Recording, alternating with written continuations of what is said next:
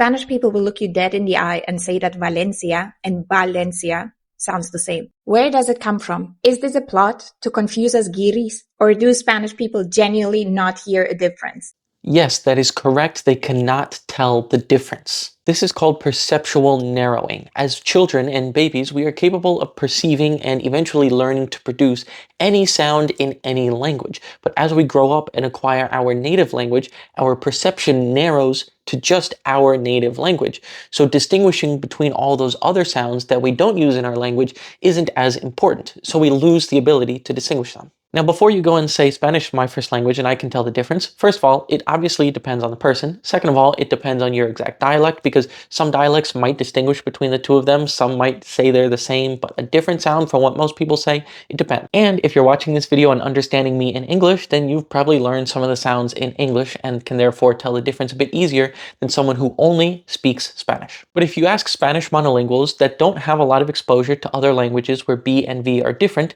they might not be able to tell the difference at all. They might think that you're pronouncing the same sound when you say it, even though you're clearly pronouncing two different sounds. And they will also find it incredibly difficult to replicate the pronunciation of the two different sounds themselves. As for why they're the same, well, in Latin and even into Old Castilian Spanish, they were different sounds, but eventually they just evolved to become the same. It's called a phonemic merger. It happens with all kinds of sounds all over the world. So there you go, phonemic mergers and perceptual narrowing.